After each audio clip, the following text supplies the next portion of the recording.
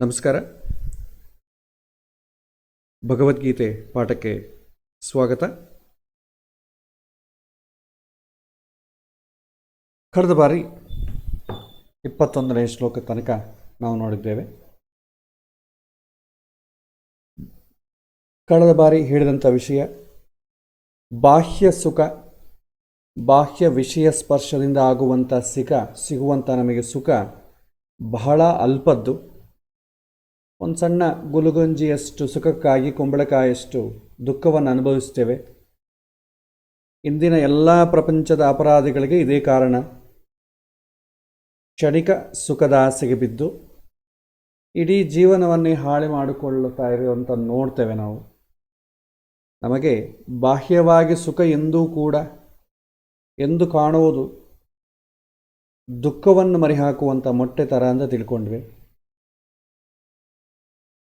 ಪ್ರತಿಯೊಂದು ಬಾಹ್ಯ ಸುಖದ ಹಿಂದೆ ದುಃಖವೆಂಬುವಂಥ ಕತ್ತಲೆ ಇದೆ. ಬಾಹ್ಯ ಸುಖ ಆನಂದ ಎನ್ನುವುದು ಕೇವಲ ಒಂದು ಮಿಂಚಿನ ಥರ, ಅದರ ಬೆನ್ನು ಹತ್ತಲಿಕ್ಕೆ ಹೊರಡ್ತೇವೆ. ಇದರ ಬಗ್ಗೆ ಭಗವಂತ ತಿಳಿಸಿದ. ಮತ್ತು ಅಧ್ಯಾತ್ಮದ ಬಗ್ಗೆ ಕೆಲವರು ಹೇಳುವಂಥ ಮಾತುಗಳು, ಈಗಾಗಲೇ ನಮಗೆ ಯಾಕೆ ಅಧ್ಯಾತ್ಮ, ಅದೆಲ್ಲ ಕೂಡ 60 ವರ್ಷ ಶಾಂತಿ ನಂತರ ಮಾಡಿಕೊಳ್ಳೋಣ. ಈಗ ಲೌಕಿಕವಾದಂಥ ನಮಗೆ ಉದ್ಯೋಗ, ಇದನ್ನು ಬೆಳೆಸಿಕೊಳ್ಳೋಣ. ಸೋಷಿಯಲ್ ರೆಸ್ಪೆಕ್ಟ್, ಸೋಷಿಯಲ್ ರೆಸ್ಪಾನ್ಸಿಬಿಲಿಟಿ, ಇದನ್ನು ಮುಂದುವರಿಸೋಣ. ಇದೆಲ್ಲ ಮತ್ತೆ ನೋಡ್ಕೊಳ್ಳೋಣ. ಆಧ್ಯಾತ್ಮಿಕ ಕೊನೆ ಕಾಲಕ್ಕೆ ನೋಡ್ಕೊಳ್ಳೋಣ. ಈಗಿಂದ ಯಾಕೆ ಬೇಕಾಗಿದೆ ಅಂತಂಬೋ ವಾದನೆ ಕೂಡ ಇದೆ. ಪ್ರತ್ಯಕ್ಷವಾಗೂ ಅನ್ನೋರ್ತಾರೆ ಇರ್ತಾರೆ, ಪರೋಕ್ಷವಾಗಿ ಕೂಡ ಇದನ್ನು ಇಂಡೈರೆಕ್ಟಾಗಿ ಹೇಳುವಂಥವರು ಇರ್ತಾರೆ. ಮೊದಲು ಸಂಪಾದನೆ ಮಾಡೋದು ಕಲಿ, ಇದೆಲ್ಲ ಮತ್ತೆ ನೋಡಿಕೊಳ್ಳೋಣ. ಅಥವಾ ಸಮಯ ಇದ್ದಾಗ ಅದಕ್ಕೆ ಒಂದು ಸ್ಪೇರ್ ಟೈಮ್ ಇಡೋಣ, ಇದಷ್ಟು ಮೇಯ್ನ್ ಪ್ರಯಾರಿಟಿ ಬೇಡ ಅಂತಂಥವರು ನಾವು ಕಾಣ್ತಾ ಇರ್ತೇವೆ. ಭಗವಂತ ಇದ್ರ ಬಗ್ಗೆ ಏನು ಹೇಳ್ತಾನೆ ಅಂತಂಬುದನ್ನು ಈ ಶ್ಲೋಕದಲ್ಲಿ ಭಗವಂತ ತಿಳಿಸ್ತಾನೆ. ಶಕ್ನೋತಿ ಹೈವಯ ಸೋಢುಂ ಪ್ರಾಕ್ ಶರೀರ ವಿಮೋಚನಾತ್ ಕಾಮಕ್ರೋಧೋದ್ಭವಂ ವೇಗಂ ಸಯುಕ್ತ ಸಸುಖೀ ನರಹ ಅಂತ ಭಗವಂತ ಹೇಳ್ತಾರೆ. ಅಂದರೆ ನಾವು ನಮ್ಮ ಪ್ರಾಪಂಚಿಕ ಸುಖ ಸ್ಪರ್ಶದ ಮೋಹವನ್ನು ಗೆಲ್ಲಲು ಸಾಧ್ಯವಾಗುವುದು ಈ ದೇಹ ಇದ್ದಾಗ ಮಾತ್ರವೇ. ಏನಾದರೂ ಜ್ಞಾನವನ್ನು ಗಳಿಸಬೇಕು, ಇಂದ್ರಿಯ, ನಾವು ಹೇಳಿದೆವಲ್ಲ, ಆಧ್ಯಾತ್ಮಿಕ ಪ್ರಪಂಚದಲ್ಲಿ ಸಿದ್ಧಿಯನ್ನು ಪಡಿಬೇಕಾದರೆ ವಿಷಯ ಇಂದ್ರಿಯಗಳನ್ನು ನಿಯಂತ್ರಣೆ ಮಾಡಬೇಕು, ಮನಸ್ಸನ್ನು ಒಲಿಸಿಕೊಳ್ಳಬೇಕು, ಬುದ್ಧಿಯನ್ನು ಪ್ರಚೋದನೆ ಮಾಡಿಕೊಳ್ಳಬೇಕು, ಜ್ಞಾನವನ್ನು ಪಡಿಬೇಕು. ಜ್ಞಾನದಿಂದ ನಾವು ಮಾಡಬೇಕಾದಂಥ ಕರ್ತವ್ಯ ಕರ್ಮಗಳನ್ನು ಮಾಡಿದರೆ ಅದು ಯಜ್ಞವಾಗತ್ತೆ, ಭಗವಂತನನ್ನು ಸೇರುತ್ತೆ, ಅದು ನಮ್ಮನ್ನು ಮೋಕ್ಷ ಮಾರ್ಗದ ಕಡೆ ಕರ್ಕೊಂಡು ಹೋಗುತ್ತೆ. ಇಷ್ಟೆಲ್ಲ ಕೂಡ ನಾವು 4ನೇ ಅಧ್ಯಾಯ 5ನೇ ಅಧ್ಯಾಯದ ಪ್ರಾರಂಭದಲ್ಲಿ ನೋಡಿದ್ದೇವೆ. ಇದೆಲ್ಲ ಯಾವಾಗ ಸಾಧ್ಯ? ದೇಹ ಇರುವಾಗಲೇ. ದೇಹ ಇರುವಾಗಲೇ ಅಂದರೆ ಅರ್ಥ ಏನು? ದೇಹ ಗಟ್ಟಿಯಾಗಿರುವಾಗಲೇ ಅಂತ ಅರ್ಥ. ದೇಹ ನಮಗೆ ಸಹಕಾರ ಮಾಡುವಾಗ ಮಾತ್ರವೇ. ದೇಹ ನಮಗೆ ಸಹಕಾರ ಮಾಡಲಿಲ್ಲ ಅಂತಂದರೆ, ದೇಹ ಇದ್ದರೂ ದೇಹ ಇಲ್ಲದಿದ್ದರೂ ಒಂದೇ, ದೇಹ ಇದ್ದು ಅದಕ್ಕೆ ನಾವು ಹೇಳಿದಂತೆ ಏನು ಮಾಡಲಿದ್ರೂ ಒಂದೇ. ಹಾಗಾಗಿ ಯಾವುದೇ ಈ ಸುಖವನ್ನು ಪಡಿಬೇಕಾದರೂ ಅಥವಾ ಈ ಮೋಹವನ್ನು ಬಿಟ್ಟು ಆಧ್ಯಾತ್ಮಿಕದ ಕಡೆ ತಿರುಗಬೇಕಾದರೂ ಯಾವಾಗ? ಈ ದೇಹ ಇದ್ದಾಗ ಮಾತ್ರವೇ. ವಿಷಯಗಳ ಸ್ಪರ್ಶ ಇರೋದು ದೇಹಕ್ಕೆ, ಹಾಗೂ ವಿಷಯಗಳನ್ನು ಗೆಲ್ಲಲು ಸಾಧ್ಯವಾಗುವುದು ಈ ದೇಹ ಇರುವಾಗಲೇ ಮಾತ್ರವೇ. ಅದು ದೇಹ ಗಟ್ಟಿಯಾಗಿ ಆರೋಗ್ಯವಂತವಾಗಿರುವಾಗ ಮಾತ್ರವೇ. ಇದಕ್ಕೆ ಶಂಕರಾಚಾರ್ಯರು ಕೂಡ ಒಂದು ಕಡೆ ವರ್ಣನೆ ಮಾಡ್ತಾರೆ.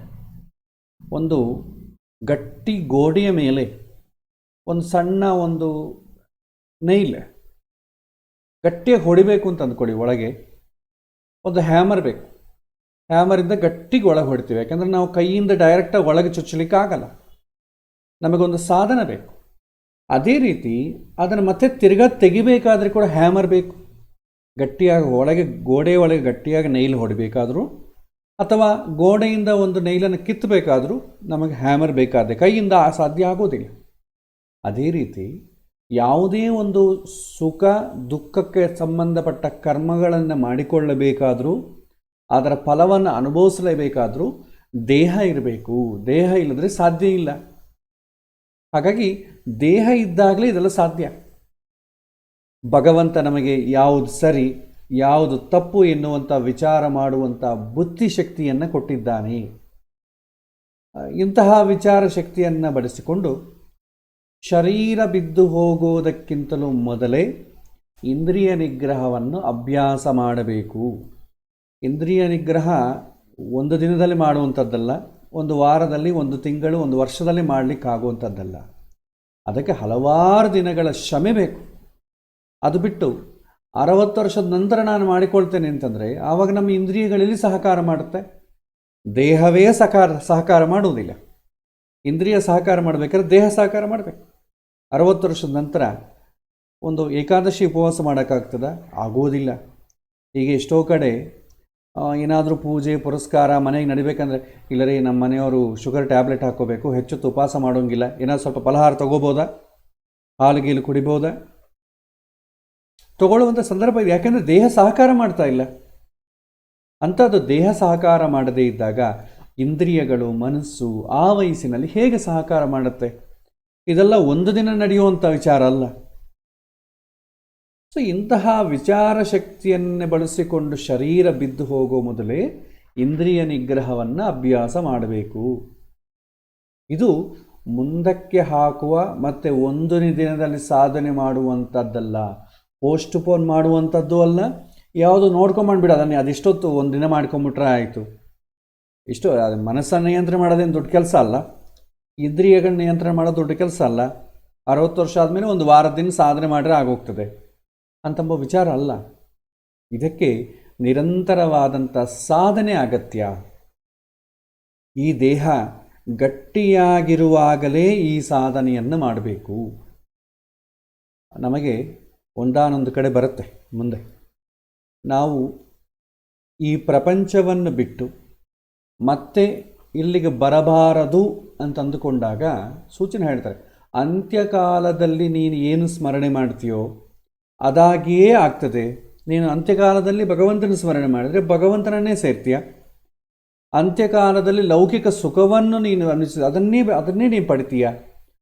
ಅಂತ್ಯಕಾಲದಲ್ಲಿ ದ್ವೇಷ, ಕೋಪ ಇದರಿಂದ ಪ್ರಾಣವನ್ನು ಬಿಟ್ಟರೆ ಆ ಥರ ದ್ವೇಷ, ಕೋಪ ಇರುವಂಥ ಪ್ರಾಣಿಗಳಾಗೇ ಹುಡ್ತೀವಿ. ಎಷ್ಟೋ ಜನ ಬೇಕಾದಷ್ಟು ಸಂಪತ್ತನ್ನು ಗಳಿಸಿ ಪ್ರಪಂಚವನ್ನು ಬಿಟ್ಟು ಹೋಗುವ ಮುಂದೆ, ಅಯ್ಯೋ ಈ ಸಂಪತ್ತನ್ನು ಬಿಟ್ಟು ಹೋಗಬೇಕಲ್ಲ, ನನ್ನ ಮಗ ಇದನ್ನೆಲ್ಲ ನಾಶ ಮಾಡ್ತಾನಲ್ಲ ಅಂತ ಈ ಚಿಂತೆಯಿಂದ ಹೋಗ್ಬಿಡ್ತಾರೆ. ರೌದ್ರ ಚಿಂತೆ ಹೇಳ್ತಾರೆ, ಆರ್ತ ಚಿಂತೆ, ರೌದ್ರ ಚಿಂತೆ. ಈ ಚಿಂತೆಯಿಂದ ಹೋದಾಗ ಮತ್ತೆ ಏನಾಗ್ತದೆ, ಆ ದುಡ್ಡಿನ ಮೇಲೆ, ಸಂಪತ್ತಿನ ಮೇಲೆ, ಇದರ ಮೇಲೆಯೇ ಮನಸ್ಸಿಟ್ಟು ಹೋಗಿರೋದ್ರಿಂದ ಅದನ್ನು ಕಾಮ ಜಾಸ್ತಿ ಇರುವಂಥ ಪ್ರಾಣಿಯಾಗಿ ಹುಡ್ತಾನೆ, ಹಾವಾಗಿ ಹುಡ್ತಾನೆ, ಚೇಳಾಗಿ ಹುಡ್ತಾನೆ. ಹಾವು ನೋಡಿ ನಿಧಿ ಕಾಯ್ತಾ ಇರುತ್ತೆ, ಅದಕ್ಕೇನು ತಿನ್ನಲಿಕ್ಕೂ ಬರಲ್ಲ, ಆದರೂ ನಿಧಿಯನ್ನು ಬಿಡೋದಿಲ್ಲ. ನಿಧಿ ಕಾಯ್ತಾ ಇರುತ್ತೆ ಸರ್ಪ. ಇದ್ದಷ್ಟು ದಿನ ಜೀವನ ಕೂಡ ಅಷ್ಟೇ, ಸಂಪಾದನೆ ಮಾಡಿ ಅದನ್ನು ನೋಡಿಕೊಂಡು ಜೀವನ ಮಾಡ್ತಾರೆ. ಕೊನೆ ಕಾಲಕ್ಕೆ ಅದನ್ನೆಲ್ಲ ಬಿಟ್ಟು ಹೋಗೋ ಕಾಲಕ್ಕೆ ಮತ್ತೆ ಸರೀಸೃಪ ಇದ್ದಂಗೆ ಹುಡ್ತಾರೆ. ಅದಕ್ಕೆ ನೋಡಿ ಹಾವಿಗೆ 1000 ವರ್ಷ ಆಯುಷ್. ಇದು ಕಾಮ ಅಷ್ಟು ಬೇಗ ಹೋಗಲ್ಲ. ಮನುಷ್ಯನ ಒಂದು 100 ವರ್ಷದ ಆಯುಷ್ಗೆ ಒದ್ದಾಡ್ತೀವಿ ನಾವು, ಅದಕ್ಕೆ 1000 ವರ್ಷ ಆಯುಸ್ಸು. ಅದು ಭಯದಿಂದ ಜೀವನ. ಮನುಷ್ಯ ಆದರೆ ಧೈರ್ಯವಾಗಿ ಜೀವನ ಮಾಡ್ಬೋದು. ಹಾವು ಯಾರು ತಿಂತಾರೋ ಗೊತ್ತಿಲ್ಲ, ಯಾರು ಕೊಲ್ತಾರೋ ಗೊತ್ತಿಲ್ಲ, ಭಯದಿಂದ ಜೀವನ ಮಾಡಬೇಕಾಗ್ತದೆ.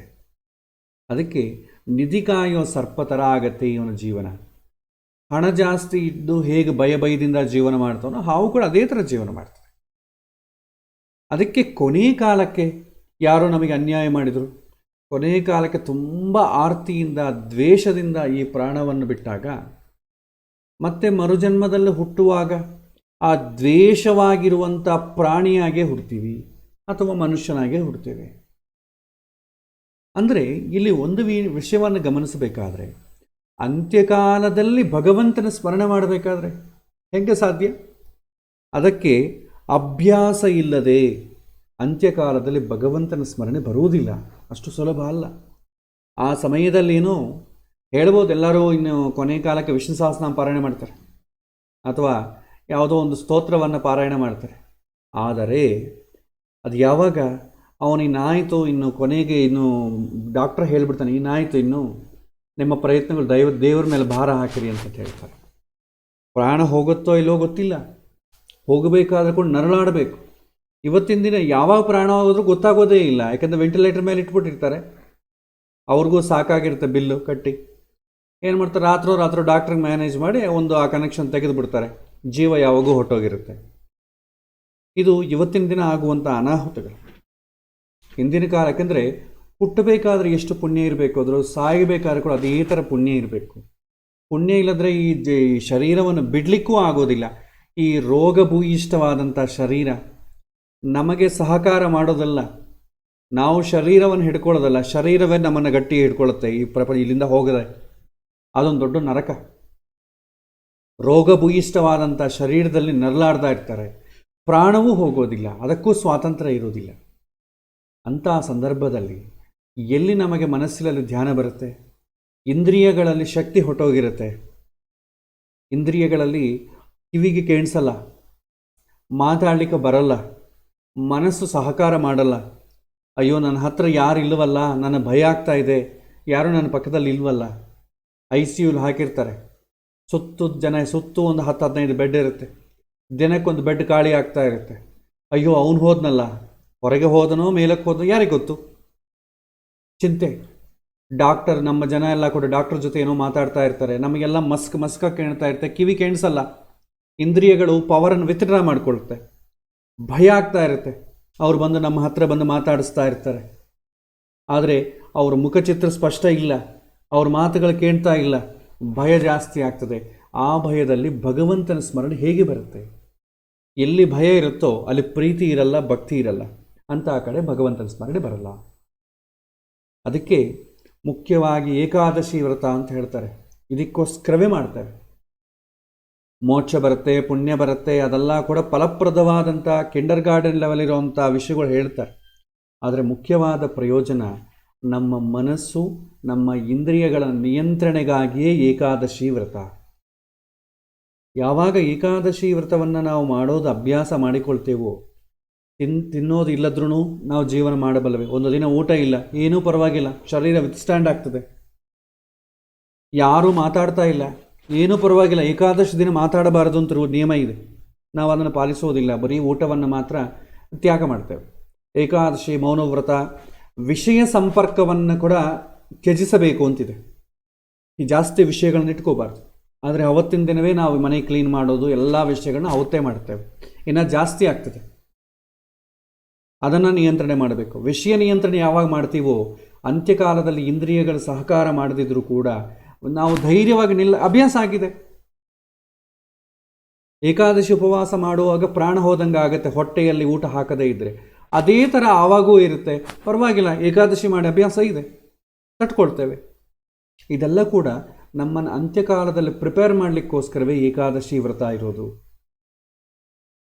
ಇದು ಮಾಡಿದರೆ ಮಾತ್ರ ಸಾಧ್ಯ. ಏಕಾದಶಿ ವ್ರತ ಒಂದು ದಿನ ಮಾಡಿದ್ರೆ ಸಾಧ್ಯವೋ? ನಿತ್ಯವೂ ಅದನ್ನು ಅಭ್ಯಾಸ ಮಾಡಿಕೊಳ್ತಾ ಹೋದರೆ ಕೊನೆ ಕಾಲಕ್ಕೆ ನಮ್ಮನ್ನು ಪ್ರಾಣ ಹೋಗುವ ಸಮಯದಲ್ಲಿ ನಮ್ಮ ಮನಸ್ಸನ್ನು ಭಗವಂತನ ಕಡೆ ಇರಲಿಕ್ಕೆ ನಮ್ಮ ಇಂದ್ರಿಯಗಳು, ಮನಸ್ಸು ಸಹಕಾರ ಮಾಡ್ತದೆ. ಇಲ್ಲದ್ರೆ ಹೋಗೋ ಕಾಲಕ್ಕೆ ಭಯದಿಂದ ಹೋಗಬೇಕಾಗ್ತದೆ. ಮತ್ತೆ ಹುಟ್ಟುವಾಗಲೂ ಕೂಡ ಭಯದಿಂದ ಒದ್ದಾಡುವಂಥ ಪ್ರಾಣಿಯಾಗೆ ಹುಟ್ಟಬೇಕಾಗ್ತದೆ. ಇದು ಒಂದು ದಿನದಲ್ಲಿ ಆಗುವಂಥ ಸಿನಿಮಾ ಅಲ್ಲ. ಅದಕ್ಕೆ ಹೇಳ್ತಾರೆ, ಹಲವಾರು ದಿನಗಳ ಇದಕ್ಕೆ ಸಾಧನೆ ಬೇಕು. ಅದಕ್ಕೆ ಅಂತ್ಯಕಾಲದಲ್ಲಿ ನಮಗೆಲ್ಲ ಅನುಕೂಲವಾಗಿ ಮತ್ತೆ ಮುಂದಿನ ಒಳ್ಳೆ ಜನ್ಮ ಬರಬೇಕು ಅಥವಾ ಮೋಕ್ಷ ಬರಬೇಕು ಅಂದರೂ ಕೂಡ ಈಗಲಿಂದನೇ ಸಾಧನೆ ಮಾಡಬೇಕು. 60 ವರ್ಷದ ನಂತರ ಸಾಧನೆ ಮಾಡಿಕೊಳ್ತೇವೆ ಅಂದರೆ ಅದು ಆಗದೇ ಇರುವ ಕೆಲಸ. ಮತ್ತೆ ಹೇಳ್ತಾರೆ, ಮನುಷ್ಯನನ್ನು ಕಾಡುವಂಥ ಮೂಲಭೂತವಾದ ಸಮಸ್ಯೆ ಏನಂತಂದರೆ ಕಾಮ ಮತ್ತು ಕ್ರೋಧ. ಕಾಮ ಅಂತಂದರೆ ಬಯಸುವುದು, ಬಯಸಿದ್ದೆಲ್ಲ ಬೇಕು ಅಂತ ಹಠ ಮಾಡುವುದು ಮನಸ್ಸು, ಅದು ಕಾಮ.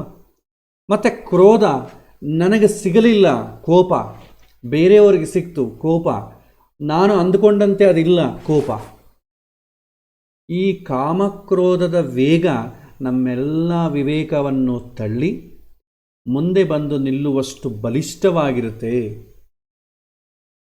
ಅದು ಮಳೆಗಾಲದಂಥ ಹುಚ್ಚು ಹೊನಲಂತೆ ನಿನ್ನ ವಿಚಾರಧಾರೆಯನ್ನೆಲ್ಲ ಕೂಡ ಕೊಚ್ಚಿಕೊಂಡು ಹೋಗುವಂಥ ತದ್ದು ಅದನ್ನು ಮೊದಲು ತಡೆಹಿಡಿ ಅಂತ ಹೇಳ್ತಾರೆ. ಯಾರು ಕಾಮಕ್ರೋಧಗಳನ್ನು ತಡೆಯಬಲ್ಲರೋ ಅವರು ಸ ಯುಕ್ತ ಸಸುಖೀನರಹ ಅಂತ ಹೇಳ್ತಾನೆ ಕೃಷ್ಣ. ಯಾರು ಕಾಮಕ್ರೋಧವನ್ನು ಬೆನ್ನು ಹತ್ತದೆ, ಬಾಹ್ಯ ಸುಖಸ್ಪರ್ಶವನ್ನು ತಡೆದು ಅಂತರಂಗದ ಅನುಭವಕ್ಕೆ ತನ್ನನ್ನು ತಾನು ಒದಗಿಸಿಕೊಳ್ತಾನೋ ಅವನೇ ನಿಜವಾದಂಥ ಸುಖಿ ಅಂತ ಹೇಳ್ತಾರೆ. ಬಾಹ್ಯ ಸುಖ ಕ್ಷಣಿಕವಾದಂಥ ಸುಖವನ್ನು ಕೊಡುತ್ತೆ. ಅದು ಕೊಡೋದು ಕೂಡ ಸ್ವಲ್ಪ ಸುಖ, ದೊಡ್ಡ ಕಷ್ಟವನ್ನು ಪಡಿಸಿ ಸ್ವಲ್ಪ ಸುಖ ಕೊಡುತ್ತೆ. ಅಂತ ಅದಕ್ಕೋಸ್ಕರ ಬೆನ್ನು ಹತ್ತುವುದು ಬೇಡ ಅಂತ ಭಗವಂತನ ಸಂದೇಶ. ಮತ್ತೆ ಹೇಳ್ತಾನೆ, ನಮ್ಮ ಅಂತರಂಗದ ಅನುಭವ ಎಂಥದ್ದು? ಒಬ್ಬ ಸಾಧಕ ತನ್ನ ಅಂತರಂಗದಲ್ಲಿ ಕಾಣತಕ್ಕಂಥ ಆನಂದದ ಅನುಭವ ಏನು ಅನ್ನೋದನ್ನು ಕೃಷ್ಣ ಇಲ್ಲಿ ಮುಂದಿನ ಶ್ಲೋಕದಲ್ಲಿ ವಿವರಣೆ ಮಾಡ್ತಾನೆ. ಯೋಂತಹ ಸುಖೋಂತರಾರ ಮಸ್ತತರ ಅಂತರ್ಜ್ಯೋತಿ ರೇವಯ ಸಯೋಗಿ ಬ್ರಹ್ಮ ನಿರ್ಭಾಣಂ ಬ್ರಹ್ಮಭೂತೋಧಿಗಚ್ಚತಿ ಅಂತ ಹೇಳ್ತಾರೆ. ಒಬ್ಬ ಯೋಗಿ, ಒಬ್ಬ ಮನುಷ್ಯ ಸುಖ ಬೇಕು ಅಂತ ಬಯಸದೆ ಅಂತಃಸುಖ ಬೇಕು ಅಂತ ಬಯಸಬೇಕು ಅಂತ ಇದರ ಸಂದೇಶ. ಈ ಶ್ಲೋಕದಲ್ಲಿ ಸುಖ ಮತ್ತು ಆರಾಮ್ ಎರಡು ಶಬ್ದವನ್ನು ಬಳಸಿದ್ದಾರೆ. ಈ ಎರಡು ಶಬ್ದಗಳ ನಡುವೆ ಸೂಕ್ಷ್ಮವಾದಂಥ ಒಂದು ವ್ಯತ್ಯಾಸ ಇದೆ. ಮೇಲ್ನೋಟಕ್ಕೆ ಎರಡೂ ಒಂದೇ ಇದ್ದಂಗೆ ಕಾಣುತ್ತೆ, ಅದು ಸೂಕ್ಷ್ಮವಾದಂಥ ವ್ಯತ್ಯಾಸ ಸಿಗತ್ತೆ. ನಮ್ಮ ಬಯಕೆಗಳು ಈಡೇರೋದು ಅಥವಾ ನಮಗೆ ಬಯಸಿದ್ದು ಸಿಗೋದು, ಇಂಥ ಸ್ಥಿತಿಯಲ್ಲಿ ಏನಾಗುತ್ತೆ, ನಮಗೆ ಆರಾಮವಾಗಿರುತ್ತೆ. ನಾವು ಬಯಸಿದ್ದು ನಮಗೆ ಬರೋದು ಅಥವಾ ಬಯಸಿದ್ದು ಸಿಗೋದು, ಈಡೇರೋದು.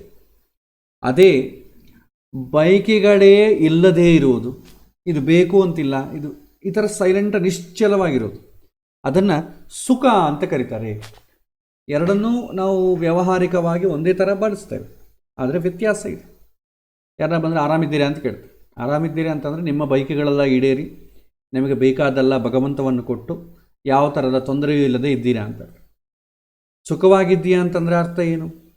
ಅಸಲು ಬಯಕೆ ಬೇಕು ಅಂತಿದ್ರೆ ತಾನೇ ಅದನ್ನು ಈಡೇರಿಸಿಕೊಳ್ಳೋದು. ಸೊ ಬೇಕು ಅಂತಿದ್ರೇ ಎಲ್ಲ ಟೆನ್ಷನ್, ಅದನ್ನು ಹೇಗೆ ಒದಗಿಸಿಕೊಳ್ಳಬೇಕು, ಏನು ಪ್ರಯತ್ನ ಮಾಡಬೇಕು, ಯಾರು ಕಾಲು ಹಿಡಿಬೇಕು, ಇದೆಲ್ಲ ಸಿಗತ್ತೆ. ಅಸಲು ನಂಗೆ ಬೇಕು ಅಂತಲೇ ಇಲ್ಲ, ಇನ್ನೊಬ್ಬರನ್ನ ಬೆನ್ನು ಯಾಕೆ ಹತ್ತಬೇಕು ನಾನು?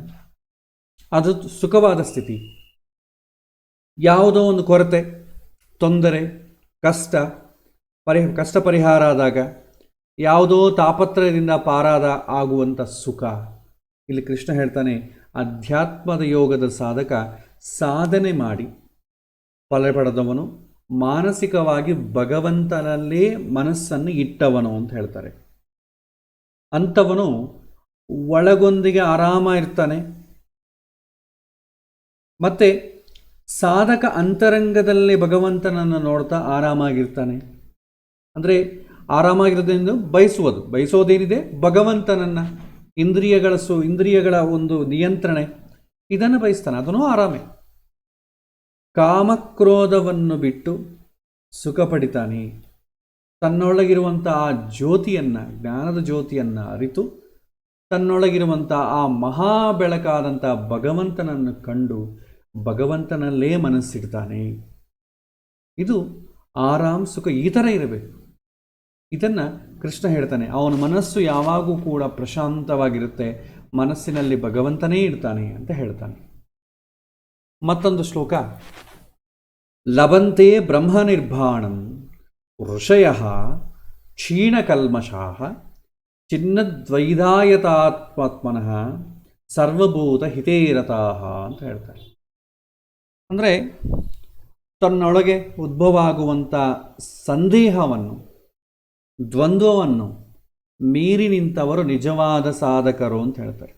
ನಾವಿಷ್ಟೆಲ್ಲ ಭಗವದ್ಗೀತೆಯನ್ನು, ಜ್ಯೋತಿಷ್ಯವನ್ನು ಕಲಿಯೋದೇಕೆ? ನಮಗೆ ಸಂದೇಹಗಳಿರಬಾರ್ದು, ಮಾನಸಿಕವಾದಂಥ ಗೊಂದಲಗಳ ಪರಿಹಾರ ಮಾಡಿಕೊಳ್ಳಿಕ್ಕೆ ಇಷ್ಟೆಲ್ಲ ಕಲಿತೇವೆ. ಇನ್ನೊಬ್ಬರಿಗೆ ಜ್ಯೋತಿಷ್ಯ ಹೇಳೋದಕ್ಕೋಸ್ಕರ ಅಲ್ಲ, ನಮ್ಮ ಪ್ರಶ್ನೆಗಳನ್ನು ನಿವರ್ತನೆ ಮಾಡಿಕೊಳ್ಳಿಕ್ಕೋಸ್ಕರವೇ. ಸೊ ದ್ವಂದ್ವಗಳು ಪರಿಹಾರ ಆಗುತ್ತೆ. ಮಾಡಬೇಕೋ ಬೇಡವೋ, ಬರುತ್ತೋ ಇಲ್ಲವೋ, ಪುಣ್ಯವೋ ಪಾಪವೋ, ಇದೆಲ್ಲ ದ್ವಂದ್ವಗಳು. ಇದು ಯಾರಿಗೆ ಗೊತ್ತಾಗತ್ತೆ, ಇದಕ್ಕೆ ಏನು ಗೊತ್ತಾಗತ್ತೆ, ಅವನೇನು ಮಾಡ್ತಾನೆ, ಅದಕ್ಕೆ ಮೀರಿ ನಿಲ್ತಾನೆ, ದ್ವಂದ್ವಾತೀತ ಆಗ್ತಾನೆ. ಅಂಥವನೇ ನಿಜವಾದ ಸಾಧಕ, ಅಂದರೆ ಜ್ಞಾನವನ್ನು ಪಡೆದವನು ಅಂತ ಅರ್ಥ.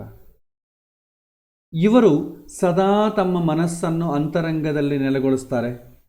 ಇವರು ಬಯಸುವಂಥ ಸುಖ ಅಂತರಂಗದ ಸುಖ, ಮಾನಸಿಕವಾಗಿ ಆನಂದ ಆಗಬೇಕು.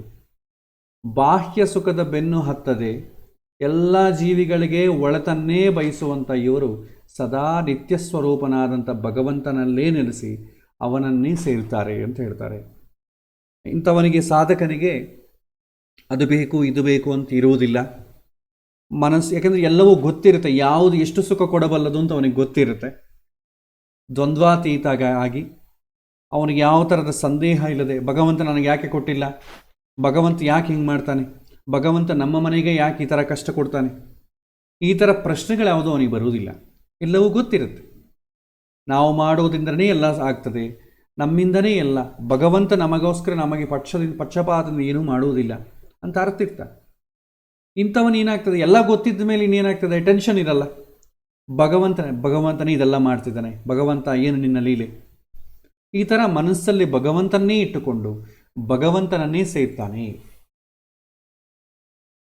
ಮತ್ತೊಂದು ಶ್ಲೋಕ, ಕಾಮಕ್ರೋಧ ವಿಯುಕ್ತಾನಾಂ ಯತೀನಾಂ ಯತಚೇತಸಾಂ ಅಭಿತೋ ಬ್ರಹ್ಮ ನಿರ್ವಾಣಂ ವರ್ತತೆ ವಿದಿತಾತ್ಮನಾಂ ಅಂತ ಹೇಳ್ತಾರೆ.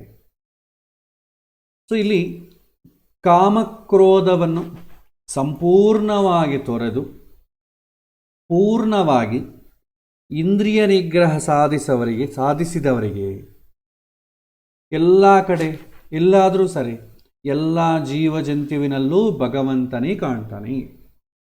ಯಾಕೆಂದರೆ ಕಾಮ ಇಲ್ಲ, ಬೇಕು ಅಂತನೂ ಇಲ್ಲ, ಕೋಪ ಯಾರಿಗೋ ಇನ್ನೊಬ್ಬರಿಗೆ ಸಿಕ್ತು ಅಂತ ಕೋಪ ಇಲ್ಲ, ಆ ಇಂದ್ರಿಯಗಳನ್ನ ನಿಗ್ರಹ ಮಾಡಿದ್ದಾನೆ. ಯಾಕಂದರೆ ಎಲ್ಲ ಜಂತುವಿನಲ್ಲೂ ಭಗವಂತನೇ ಕಾಣಿಸ್ತಾನೆ. ಯಾಕಂದರೆ ಅವುಗಳನ್ನು ಮಾಡಿದವನು ಭಗವಂತನೇ. ನಾವು ನ್ಯಾಷನಲ್ ಜಿಯೋಗ್ರಫಿಕ್ ಚಾನಲ್ ನೋಡಿದ್ರೆ ಎಷ್ಟೋ ಹುಳ ಪುಟ್ಟಗಳೆಲ್ಲ ಕಾಣ್ತಾ ಇರ್ತವೆ. ನಾವು ಅದನ್ನು ಒಂಥರ ವಿನೋದ, ಇಂಥದ್ದೆಲ್ಲ ಇದ್ದಾವ ಅಂತೇಳಿ ನೋಡ್ತೇವೆ. ಬಟ್ ಒಂದು ಸಣ್ಣ ಹುಳುವಿನಲ್ಲಿ ಕೂಡ ನಿಮಗೆ ಜೀವ ಅಂತಂಬುದಿರುತ್ತೆ. ಅದಕ್ಕೆ ಭಗವಂತ ಆ ಥರ ದೇಹವನ್ನು ಕೊಟ್ಟಿದ್ದಾನೆ. ಆದರೆ ಈ ಶರೀರದಲ್ಲಿರುವಂಥ ಜೀವನೂ ಒಂದೇ, ಆ ಶರೀರದಲ್ಲಿರುವಂಥ ಜೀವನೂ ಒಂದೇ, ಬರೀ ದೇಹ ಮಾತ್ರ ಬೇರೆ ಇದೆ, ಅದರಲ್ಲಿ ಕೂಡ ಜೀವ ಇದೆ. ಭಗವಂತ ಆ ಜೀವಕ್ಕೆ ಆ ದೇಹವನ್ನು ಯಾಕೆ ಕೊಟ್ಟಿದ್ದಾನೆ? ಒಂದು ಹುಳವನ್ನಾಗಲಿ ಯಾವುದನ್ನಾಗಲಿ ಸಣ್ಣ ನಾವು ಹತ್ಯೆ ಮಾಡೋ ಕಾಲಕ್ಕೆ, ಕೊಲ್ಲುವ ಕಾಲಕ್ಕೆ ಅದರಲ್ಲೂ ಒಂದು ಜೀವ ಇದೆ. ನಮಗೆ ಯಾವ ಥರ ನೋವಾಗುತ್ತೋ ಅದಕ್ಕೂ ಅದೇ ಥರ ನೋವಾಗ್ತದೆ ಅಂತಂಬುದು ಕಾಣುತ್ತೆ. ನಮಗೆ ಎಲ್ಲೋ ಹೋಗ್ತಾ ಇರ್ತೇವೆ, ರೋಡ್ ಮಧ್ಯದಲ್ಲಿ ಒಂದು ನಾಯಿ ಆಕ್ಸಿಡೆಂಟಲ್ಲಿ ಬಿದ್ದು ಸತ್ತಿರುತ್ತೆ, ಪಕ್ಕದಲ್ಲಿ ಹಾಕಿರ್ತಾರೆ. ಒಂದು ನಾಯಿ ಕಾಲಾಗಲಿ ಒಂದು ಪಕ್ಷಿಯ ರೆಕ್ಕೆ ಆಗಲಿ ಅಲ್ಲಿ ಬಿದ್ದಿರುತ್ತೆ. ನಾವು ಅದನ್ನೇನು ಚಿಂತೆ ಮಾಡೋದಿಲ್ಲ. ಅದೇ ಹೋಗ್ತಾ ಇರೋ ಕಾಲಕ್ಕೆ ಒಂದು ಮನುಷ್ಯನ ಕೈ ಕಟ್ಟಾಗಿ ಅಲ್ಲಿ ಬಿದ್ದಿದೆ ಅಂತ ಅಂದ್ಕೊಳ್ಳಿ, ಇಮಿಡಿಯೇಟ್ಲಿ ಪೊಲೀಸ್ ಸ್ಟೇಷನ್ಗೆ ಫೋನ್ ಮಾಡ್ತಾರೆ. ನ್ಯೂಸ್ ಚಾನಲ್ ಅವ್ರು ಬಂದು ಅದನ್ನೇ ಕವರ್ ಮಾಡ್ತಾರೆ. ಇಲ್ಲಿ ಯಾರ್ದೋ ಕೈ ಬಿದ್ದಿದೆ, ಇದು ಮನುಷ್ಯನದು, ಯಾರನ್ನ ಕೊಂದಿದ್ದಾರೆ, ಅದರ ಮೇಲೆ ಕವರೇಜ್ ಮಾಡ್ತಾ ಪೇಪರ್ನಾಗ ಆರ್ಟಿಕಲ್ ಬರಿತಾ ಇರ್ತಾರೆ. ಅಂದರೆ ಮನುಷ್ಯ ದೇಹಕ್ಕಿದ್ದಷ್ಟು ಬೆಲೆ ಬೇರೆ ದೇಹಕ್ಕೆ ಯಾಕಿಲ್ಲ ಅಂದರೆ, ಬೇರೆ ದೇಹಗಳಲ್ಲಿ ನಾವು ಜೀವವನ್ನು ಗುರುತಿಸೋದಕ್ಕೆ ನಮ್ಮ ಇಷ್ಟಪಡೋದಿಲ್ಲ, ಪ್ಲಸ್ ಪ್ರಯತ್ನ ಮಾಡೋದಿಲ್ಲ. ಇಲ್ಲಿ ಯತಿ ಅಂತಂಬ ಶಬ್ದ ಬಂದು, ಯತಿ ಅಂತಂದರೆ ಪ್ರಯತ್ನ ಮಾಡುವವರು ಅಂತ ಅರ್ಥ. ಪ್ರಯತ್ನಪೂರ್ವಕವಾಗಿ ಎಲ್ಲ ಜೀವಗಳಲ್ಲಿ ಭಗವಂತನಿದ್ದಾನೆ ಅಂತ ಎಂಬ ಚಿಂತನೆ ಯಾರಿಗಿದೆ, ಆ ಚಿಂತನೆ ನಿರಂತರವಾಗಿ ಯಾರಿರುತ್ತೆ ಅವರನ್ನು ಯತಿಗಳು ಅಂತ ಕರಿತೀವಿ. ನಿರಂತರ ಪ್ರಯತ್ನ ಮಾಡ್ತಾ ಇರ್ತಾರೆ. ಆ ಥರ ಎಲ್ಲರಲ್ಲಿ ಸಕಲ ಚರಾಚರ ಜೀವರಾಶಿಗಳಲ್ಲಿ ಭಗವಂತನೇ ಇದ್ದಾನೆ ಅಂತಂಬೋದು ಆ ಪ್ರಾಣಿಗಳನ್ನು ನೋಡಿದಾಗೆಲ್ಲ ನಮ್ಮ ಮನವರಿಕೆ ಬಂದರೆ ಅಂಥವನಿಗೆ ಈ ಪ್ರಾಣಿಗಳಲ್ಲೂ ಭಗವಂತನೇ ಕಾಣ್ತಾನೆ. ಯಾಕೆಂದರೆ ಭಗವಂತ ಇದ್ದಾನೆ ಅಂತ ನಾವು ಅನ್ಸಂತಾನೆ ಇದಲ್ವ. ಹಾಗಾಗಿ ಕೊನೆ ಕಾಲಕ್ಕೆ ಭಗವಂತನನ್ನೇ ಸೇರ್ತಾನೆ ಅಂತಂಬೋದು ಇಲ್ಲಿ ಸಂದೇಶ. ಮತ್ತೊಂದು ಶ್ಲೋಕ ಹೇಳ್ತಾರೆ, ಇನ್ನು ಬಾಹ್ಯ ಸುಖದಿಂದ ಅಂತರಂಗ ಸ್ವರೂಪಭೂತವಾದಂಥ ಸಹಜ ಸುಖದ ಕಡೆ ತಿರುಗುವಂಥ ಸಂದೇಶವನ್ನು ಕೊಟ್ಟ ಕೃಷ್ಣ ಅದಕ್ಕೆ ಪೂರಕವಾದಂಥ ಧ್ಯಾನದ ಬಗ್ಗೆ ಸಂಕ್ಷಿಪ್ತವಾಗಿ ಹೇಳ್ತಾನೆ. ಮುಂದೆ 6ನೇ ಅಧ್ಯಾಯ ಧ್ಯಾನ ಯೋಗ ಬರುತ್ತೆ. ಅದರ ಇಂಪಾರ್ಟೆನ್ಸ್ ಏನು, ಅದರ ಅವಶ್ಯಕತೆ ಏನು ಅಂತಂಬುದು ಈ ಅಧ್ಯಾಯದಲ್ಲಿ ಕೊನೆಯ ಶ್ಲೋಕಗಳಲ್ಲಿ ಭಗವಂತ ಹೇಳ್ತಾನೆ. ಸ್ಪರ್ಶಾನ್ ಕೃತ್ವಾ ಬಹಿರ್ಹ್ಯಾಂಶ್ಚ ಚಕ್ಷುಶ್ಚೈವಾಂತರೇ ಭ್ರುವೋಃ ಪ್ರಾಣಾಪಾನೌ ಸಮೌ ಕೃತ್ವಾ ನಾಸಾಭ್ಯಾಂತರ ಚಾರಿಣವು ಅಂತ ಹೇಳ್ತಾರೆ. ಮತ್ತೊಂದು ಶ್ಲೋಕ ಕೂಡ ಹೇಳ್ತಾನೆ, ಯತೇಂದ್ರಿಯ ಮನೋವೃತ್ತಿರ್ ಮುನಿರ್ಮೋಕ್ಷ ಪರಾಯಣ ವಿಗತೇಚ್ಛ ಭಯಕ್ರೋಧೋ ಯಃ ಸದಾ ಮುಕ್ತ ಏವ ಸಹ ಅಂತ ಹೇಳ್ತಾರೆ. ಅರ್ಥ, ನಾವು ನಮ್ಮ ಮನಸ್ಸನ್ನು ನಿಯಂತ್ರಣ ಮಾಡಬೇಕಾದ್ರೆ ಮೊದಲು ನಮ್ಮ ಇಂದ್ರಿಯಗಳ ಹೊರಪ್ರಪಂಚದಲ್ಲಿ ಸಂಚಾರ ಮಾಡುವುದನ್ನು ನಿಯಂತ್ರಿಸಬೇಕು. ಯಾಕಂದರೆ ಮನಸ್ಸಿಗೆ ಇಂದ್ರಿಯಗಳು ಡೈರೆಕ್ಟಾಗಿ ಕನೆಕ್ಟ್ ಆಗಿರುತ್ತೆ. ಹೊರಪ್ರಪಂಚದಲ್ಲಿ ಏನು ನಡೆಯುತ್ತೆ ಅದೇ ಮನಸ್ಸಿನಲ್ಲಿ ಚಿಂತನೆ ಆಗುತ್ತೆ. ನಾವು ಕಣ್ಣಿಂದ ಯಾವುದನ್ನ ಒಂದು ವಸ್ತು ನೋಡಿದ್ವಿ ಅಂದ್ಕೊಳ್ಳಿ, ಅದರ ಬಗ್ಗೆ ಮನಸ್ಸಿನಲ್ಲಿ ಚಿಂತನೆ ಸ್ಟಾರ್ಟ್ ಆಗುತ್ತೆ. ಇದೇನಿದು, ಎಲ್ಲಿಂದ ಬಂತು, ಯಾರ್ದು, ಇಲ್ಲಿ ಯಾಕೆ ಬಂತು, ಹೇಗಾಯಿತು, ಇದೆಲ್ಲ ಪ್ರಶ್ನೆಗಳು ಉದ್ಭವ ಆಗ್ತದೆ. ಅದೇ ಕಣ್ಣು ಮುಂದೆ ಒಂದು ವಸ್ತು ಇಲ್ಲ ಅಂದ್ಕೊಳ್ಳಿ, ಮನಸ್ಸು ಸೈಲೆಂಟಾಗಿರುತ್ತೆ. ಬಾಯಿ ಅಷ್ಟೇ, ಒಂದು ಒಳ್ಳೆ ರುಚಿಯನ್ನು ನಾಲಿಗೆಗೆ ಅಂಟಿಸಿ ಅಂದ್ಕೊಳ್ಳಿ, ಏನು ರುಚಿ ಇದು, ಯಾವ ಪದಾರ್ಥ, ಇಷ್ಟಕ್ಕೆ ಮುಂಚೆ ಪದಾರ್ಥವನ್ನು ತಿಂದಿವೆ, ಇಷ್ಟೆಲ್ಲ ಶುರುವಾಗ್ತದೆ. ಇನ್ನು ಅಪಾಯಕಾರಿಯಾದಂಥ ಇಂದ್ರಿಯ ಕಿವಿ, ಯಾವುದ್ಯಾವುದೋ ಸುದ್ದಿಯನ್ನು ಕೇಳ್ತಾ ಇರ್ತೇವೆ, ಚಾಡಿಯನ್ನು ಹೇಳ್ತಾ ಇರ್ತಾರೆ, ಅದನ್ನೆಲ್ಲ ಕೇಳ್ತಾರೆ. ನನಗೆ ಗೊತ್ತಿಲ್ಲರಿ, ಅವ್ರು ಹಿಂಗೆ ಹೇಳಿದ್ರು, ನೀವು ಯಾರಿಗೆ ಹೇಳಬೇಡ್ರಿ, ನನಗೆ ಗೊತ್ತಿಲ್ಲ ಈ ವಿಷಯ ಅಂತಲೇ ಎಲ್ಲ ಸುದ್ದಿಯನ್ನೆಲ್ಲ ಕೂಡ ಮಾಡ್ತಾ ಇರ್ತಾರೆ. ಹಾಗೆ ಇಂದ್ರಿಯಗಳ ಆಕ್ಟಿವೇಟ್ ಆಗಿದೆ ಅಂತಂದರೆ ಮನಸ್ಸು ಇಂದ್ರಿಯಗಳಿಗೆ ಕೊಟ್ಟಂಥ ವಿಷಯಗಳನ್ನೇ ಪ್ರಾಸೆಸ್ ಮಾಡ್ತಾ ಇರುತ್ತೆ. ಸೊ ಇಂದ್ರಿಯಗಳನ್ನು ನಿಯಂತ್ರಣ ಮಾಡಬೇಕಂದ್ರೆ ಏನು ಮಾಡಬೇಕು ಅಂದರೆ, ನಮ್ಮ ಈ ಮನಸ್ಸನ್ನು ನಿಯಂತ್ರಣ ಮಾಡಬೇಕಾದ್ರೆ ಇಂದ್ರಿಯಗಳು ಒಳ್ಳೆಯ ವಿಷಯಗಳ ಬಗ್ಗೆ ಆಲೋಚನೆ ಮಾಡೋದು ಮಾಡಬೇಕು. ಅದಕ್ಕೆ ಹೇಳ್ತಾರೆ ಸಜ್ಜನರ ಸಂಘ ಇಡಬೇಕು ಅಂತ ಹೇಳ್ತಾರೆ. ಸಜ್ಜನರು ಏನು ಮಾಡ್ತಾರೆ, ಒಳ್ಳೆಯದೇ ಮಾಡ್ತಾರೆ, ಒಳ್ಳೆಯ ಕಾರ್ಯಗಳನ್ನೇ ಮಾಡ್ತಾರೆ, ಒಳ್ಳೆಯದೇ ಹೇಳ್ತಾರೆ. ಅವರನ್ನು ಅನುಸಾರ ಮಾಡಿದರೆ ನಮ್ಮ ಇಂದ್ರಿಯಗಳು ಕೂಡ ಒಳ್ಳೆಯದನ್ನೇ ಹಿಡ್ಕೊಳ್ಳೋ ಪ್ರಯತ್ನ ಮಾಡುತ್ತೆ. ಮನಸ್ಸು ನಿಯಂತ್ರಣದಲ್ಲಿ ಒಂದು ಭಾಗ. ಕೆಟ್ಟ ವಿಷಯಗಳನ್ನು ನಿಯಂತ್ರಣೆ ಮಾಡಬೇಕು, ಒಳಗೆ ಬಾರದಂತೆ ನೋಡಿಕೊಳ್ಳಬೇಕು, ಒಳ್ಳೆಯ ವಿಷಯಗಳು ಒಳಗೆ ಕಳಿಸಬೇಕು, ಇದು ನಿಯಂತ್ರಣ. ಅದು ಸಹಕಾರ ಆಗ್ತದೆ. ಹಾಗೆ ಹೊರಪ್ರಪಂಚದಲ್ಲಿ ಸಂಚರಿಸುವುದನ್ನು ನಿಯಂತ್ರಿಸಬೇಕು ಅಂದರೆ ಕೆಟ್ಟ ವಿಷಯಗಳ ಕಡೆ ಸಂಚಾರ ಮಾಡುವುದನ್ನು ನಿಯಂತ್ರಣೆ ಮಾಡಬೇಕು. ಸ್ಪರ್ಶಾನ್ ಕೃತ್ವಾ ಬಾಹ್ಯಾನ್ ಅಂತ ಹೇಳ್ತಾರೆ. ಅಂದರೆ ಬಾಹ್ಯೇಂದ್ರಿಯ ನಿಯಂತ್ರಣ ಮಾಡದೆ ಮನಸ್ಸನ್ನು ನಿಯಂತ್ರಣ ಮಾಡಲು ಸಾಧ್ಯವಿಲ್ಲ. ನಾವು ಹೊರಗಡೆ ಪ್ರಪಂಚದಲ್ಲಿ ಎಲ್ಲವನ್ನೂ ನೋಡ್ತಾ ನಿಯಂತ್ರಣ ಆಗಿರ್ಬೇಕಂದ್ರೆ ಹೆಂಗೆ ಸಾಧ್ಯ? ಸಣ್ಣ ಮಕ್ಕಳಿಗೆ ಏನು ಮಾಡ್ತೇವೆ, ಅವುಗಳಿಗೆ ಬೇಕಾದಂಥ ಎಲ್ಲ ಎಂಟರ್ಟೈನ್ಮೆಂಟ್ ವಿಷಯಗಳನ್ನು ಕೊಟ್ಟು ನೀನು ಓದ್ಕೊಳ್ತಾ ಇರಂತಂದರೆ ಹೆಂಗೆ ಓದ್ಕೊಳ್ತಾರೆ ಅವರು? ಮನೆಗೆ ಒಂದು ಕಡೆ ಕ್ರಿಕೆಟ್ ನಡೀತಾ ಇರುತ್ತೆ, ಎಲ್ಲರೂ ಕ್ರಿಕೆಟ್ ನೋಡ್ತಾ ಇರ್ತಾರೆ, ಪಕ್ಕದಲ್ಲಿ ಸೋಫಾ ಮೇಲೆ ಮಗನ ಕುಡಿಸ್ಕೊಂಡು ನಾವು ಕ್ರಿಕೆಟ್ ನೋಡ್ತೇವೆ, ನೀನು ಓದ್ಕೊಳ್ತಾ ಇರಂದ್ರೆ ಅದು ಓದ್ತದ? ಓದುವುದಿಲ್ಲ. ಹಾಗೆ ನಮಗೆ ಬೇಕಾದಂಥ ಸುಖಭೋಗವನ್ನೆಲ್ಲ ಇದ್ದು ನನ್ನ ನಿಯಂತ್ರಣೆಯಾಗಿರೋಂತಂದರೆ ಹೆಂಗೆ ಸಾಧ್ಯ? ಸಾಧ್ಯವಾಗುವುದಿಲ್ಲ. ಇದು ಭಾಳಷ್ಟು ಜನಕ್ಕೆ ಅನುಭವ ಇರುತ್ತೆ. ಮನೆಗೆಲ್ಲ ಪದಾರ್ಥಗಳನ್ನು ಮಾಡ್ತಾ ಇರ್ತಾರೆ, ಡಾಕ್ಟ್ರು ಹೇಳಿರ್ತಾರೆ ನೀನೇನೋ ತಿನ್ನಬೇಡ, ನಿಂಗೆ ಶುಗರ್ ಇದೆ. ಇವನು ನಿಯಂತ್ರಣ ಮಾಡಿಕೊಳ್ತಾ ಕೂಡೋದು ಹೆಂಗಾಗ್ತದೆ? ಆಗೋದಿಲ್ಲ. ಅಲ್ಲಿಂದ ಹೊರಟೋಗ್ತಾನೆ ಬೇರೆ ಕಡೆ, ಇದನ್ನು ನೋಡ್ರಿ ತಿನ್ನಬೇಕನ್ನಿಸ್ತಾ ಇರ್ತದೆ ನನಗೆ. ಹಾಗೆ ಪ್ರಪಂಚದಲ್ಲಿ ನೀವು ಇಂದ್ರಿಯಗಳನ್ನು ನಿಯಂತ್ರಣ ಮಾಡದೆ ಮನಸ್ಸನ್ನು ನಿಯಂತ್ರಣ ಮಾಡಲಿಕ್ಕೆ ಆಗೋದೇ ಇಲ್ಲ. ಅದಕ್ಕಾಗಿ ಇಂದ್ರಿಯಗಳು ಬಾಹ್ಯ ವಿಷಯಗಳ ಮೇಲೆ ಹಾರದಂತೆ ನೋಡಿಕೊಳ್ಳಬೇಕು. ಅಂದರೆ ಕೆಟ್ಟ ವಿಷಯಗಳ ಮೇಲೆ ಹೋಗದಂತೆ ನೋಡಿಕೊಳ್ಳಬೇಕು. ಒಳ್ಳೆಯ ವಿಷಯಗಳ ಮೇಲೆ ಹೋಯ್ತು ಅಂದ್ಕೊಳ್ಳಿ, ಮನಸ್ಸಿನ ಏನು ತೊಂದರೆ ಇಲ್ಲ. ಕೆಟ್ಟ ವಿಷಯಗಳನ್ನು ಅದನ್ನು ಗ್ರಾಹ್ಯ ಮಾಡಿದಾಗೆ ಎಲ್ಲ ತೊಂದರೆಗೂ ಸ್ಟಾರ್ಟ್ ಆಗ್ತದೆ. ಇದಕ್ಕಾಗಿ ಹೊರಪ್ರಪಂಚದ ರೂಪ, ರಸ, ಸ್ಪರ್ಶ, ಶಬ್ದ, ಗಂಧ ಎನ್ನುವಂಥ ಸುಖದ ಭ್ರಮೆಯನ್ನು ಹೊರಗೇ ಬಿಡಬೇಕು. ಇದರಿಂದ ನಾನು ಇದೆಲ್ಲ ಇಟ್ಟುಕೊಂಡು ಧ್ಯಾನ ಮಾಡ್ತೀನಿ ಅಂತಂದರೆ ಸಾಧ್ಯ ಇಲ್ಲ. ಇದಕ್ಕೆ ಮಾಡರ್ನ್ ಹೆಸರೇನು? ಮೆಡಿಟೇಷನ್.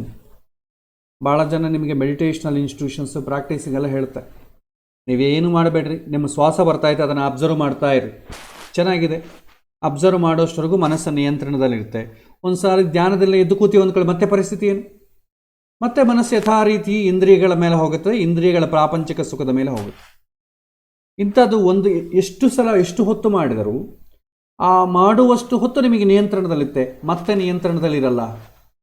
ಬಟ್ ಧ್ಯಾನ ಮಾಡುವುದರ ಉದ್ದೇಶ ಏನು?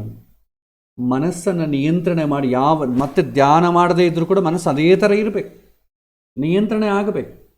ಒಂದು ದಿನೆಲ್ಲ ನಮಗೆ ಮನಸ್ಸು ನಿಯಂತ್ರಣ ಇರಬೇಕಂತೇಳಿ ದಿನೆಲ್ಲ ನಾವು ಧ್ಯಾನ ಮಾಡಿಕೊಳ್ಳೋಕ್ಕಾಗ್ತದ? ಸಾಧ್ಯವಿಲ್ಲ. ಅಭ್ಯಾಸ ಮಾಡೋದ ಸಮಯದಲ್ಲಿ ಮಾತ್ರ ಮನಸ್ಸನ್ನು ನಿಯಂತ್ರಿಸಿ ಧ್ಯಾನದಲ್ಲಿ, ನಂತರ ನಮಗೆಷ್ಟೋ ಸಂದರ್ಭದಲ್ಲಿ ಈ ಕೆಲವಿನ ಪ್ರವಚನಗಳನ್ನು ಕೇಳ್ತಾ ಇರ್ತಾರೆ. ಈಗ ಮಾಮೂಲು ಪ್ರವಚನಗಳು ಬಿಡೋಣ, ಭಾಗವತ, ಯಾವುದೋ ಒಂದು ರಾಮಾಯಣ, ಇಂಥ ಪ್ರವಚನಗಳ ಹೊರತುಪಡಿಸಿ ಎಲ್ಲೋ ಒಂದು ಕಡೆ ಗರುಡ ಪುರಾಣದ ಬಗ್ಗೆ ಹೇಳ್ತಾ ಇರ್ತಾರೆ. ಅದರ ಬಗ್ಗೆ ಹೇಳ್ತಾ ಇರೋದು 1 ಗಂಟೆ ಹೊತ್ತು ಕೇಳಿದೆ ಅಂದ್ಕೊಳ್ಳಿ, ಒಂದು 3 days ಅದೇ ತಲೆಯಲ್ಲಿ ಓಡಾಡ್ತಾ ಇರುತ್ತೆ, ಬೇರೆ ಯಾವುದೂ ಓಡಾಡಲ್ಲ. ಜೀವದ ಬಗ್ಗೆ ಹಿಂಗಾಗ್ತದೆ, ಸತ್ತ ನಂತರ ಜೀವ ಎಲ್ಲಿಗೆ ಹೋಗ್ತದೆ, ಹಿಂಗೆಲ್ಲ ಮಾಡಿದರೆ ದೇವರು ಹಿಂಗೆ ಮಾಡ್ತಾನೆ, ನರಕ ಲೋಕದಲ್ಲಿ ಬೇಯಿಸ್ತಾನೆ, ಇದೆಲ್ಲ ಹೇಳ್ತಾ ಇದ್ರು ಅಂದ್ಕೊಳ್ಳಿ. ಅವನಿಗೆ ಆ ವಿಷಯಗಳೆಲ್ಲ ತಲೆಗೆ 3 ದಿನ ಹಾಗೇ ಇರುತ್ತೆ. ಅವನು ಕೇಳಿದೆಷ್ಟೊತ್ತು 1 ಗಂಟೆ ಹೊತ್ತು ಕೇಳಿದ್ದಾನೆ, ಬಟ್ 3 ದಿನ ಅದರ ಎಫೆಕ್ಟ್ ಹಾಗೇ ಇರುತ್ತೆ. ಅದೇ ರೀತಿ ಧ್ಯಾನ ಮಾಡಿದಾಗ ಕೂಡ ಮಾಡುವಂಥ ಕ್ರಿಯೆ ನಮಗೆ ಸ್ವಲ್ಪ ದಿನ ಹಾಗೆ ಇರಬೇಕು. ಕೇವಲ ಧ್ಯಾನ ಮಾಡೋಷ್ಟವರೆಗೂ ನೀವು ಉಸಿರನ್ನು ಅಬ್ಸರ್ವ್ ಮಾಡ್ತಾ ಇರ್ರಿ, ಆ ಸಮಯದಲ್ಲಿ ಕೆಟ್ಟ ಆಲೋಚನೆಗಳು ಏನು ಮಾಡಬೇಡ್ರಿ ಅಂತಂದರೆ ನಾವು ಎಷ್ಟೊತ್ತು ಮಾಡ್ತೇವೆ? 1 ಗಂಟೆ ಹೊತ್ತು ಮಾಡ್ತೀವಿ? ಸಾಧ್ಯವೇ ಇಲ್ಲ. ಅದು ತುಂಬ ಪ್ರಾಕ್ಟೀಸ್ ಇದ್ದರೆ ಗಂಟೆ ಹೊತ್ತು ಸಾಧ್ಯ. ಆ ಮಾಡೋಷ್ಟು ಸಮಯಕ್ಕೆ ಇಂದ್ರಿಯಗಳು, ಮನಸ್ಸು ಎಲ್ಲ ನಿಯಂತ್ರಣದಲ್ಲಿರುತ್ತೆ. ಮತ್ತೆ ಏನು ಮಾಡಬೇಕು? ಅದಕ್ಕೆ ಭಗವಂತ ಇಲ್ಲಿ ಉತ್ತರವನ್ನು ಕೊಡ್ತಾನೆ. ಇಲ್ಲಿ ಇದರ ಬಗ್ಗೆ ಭಗವಂತ ಹೇಳ್ತಾ, ಜೊತೆಗೆ ಏನು ಮಾಡಬೇಕು? ಅನಪೇಕ್ಷವತವಾದಂಥ ನಮ್ಮೊಳಗೆ ತುಂಬಿರುವಂಥ ಸತ್ಯವನ್ನು ಕಾಣೋದಕ್ಕೆ ಅಡ್ಡಗೋಡೆಯಾಗಿರುವಂಥ ಈ ಪ್ರಪಂಚದ ಅನುಭೂತಿಯನ್ನು ಹೊರಗಾಕಬೇಕು. ಅಂದರೆ ಚಿತ್ತವನ್ನು ನಿಯಂತ್ರಣೆ ಮಾಡಬೇಕು ಅಂತ ಹೇಳ್ತಾರೆ. ಯಾಕೆಂದರೆ ಹೊರಗಿನಿಂದ ನಾವೇನಾದರೂ ಬಯಸಿದೆವು ಅಂದ್ಕೊಳ್ಳಿ, ಆಲ್ರೆಡಿ ಹಳೇ ಎಕ್ಸ್ಪೀರಿಯನ್ಸಸ್ ಎಲ್ಲ ಕೂಡ ಚಿತ್ತದಲ್ಲಿ ಸ್ಟೋರ್ ಆಗಿರುತ್ತೆ. ಇವತ್ತು ಯಾವುದೋ ಒಂದು ಮೈಸೂರು ಪಾಕ್ ತಿಂದಿವಿ, ಇದು ಹಿಂದೆ ಎಂದೋ ಒಂದು ದಿನ ತಿಂದಂಥ ಮೈಸೂರು ಪಾಕ್ ಜೊತೆ ಕಂಪೇರ್ ಮಾಡ್ತೀವಿ, ಅದು ಚೆನ್ನಾಗಿದೆಯಾ ಇದು ಚೆನ್ನಾಗಿದೆಯಾ. ಅದೇ ಥರ ಇಂದ್ರಿಯಗಳೆಲ್ಲ ಇಷ್ಟೇ. ಒಂದು ವಿಷಯವನ್ನು ನೋಡಿದ್ವಿ, ನಾವು ಮೊನ್ನೆ ನೋಡಿದ ಥರ ಇಲ್ಲ ಈ ವಿಷಯ, ಮೊನ್ನೆ ಕೇಳಿದ ಥರ ಇಲ್ಲ ಈ ವಿಷಯ, ಮೊನ್ನೆ ತಿಂದ ಥರ ಇಲ್ಲ, ಆ ಎಕ್ಸ್ಪೀರಿಯನ್ಸ್ ಇಲ್ಲ ಅಂತೇಳಿ ಪ್ರತಿಯೊಂದು ಸಲ ಕಂಪೇರ್ ಮಾಡ್ಕೊಳ್ತಾರೆ. ಇದು ಚಿತ್ತಂ ಸ್ಮರಣ ಕಾರಣಂ ಅಂತೇಳಿ.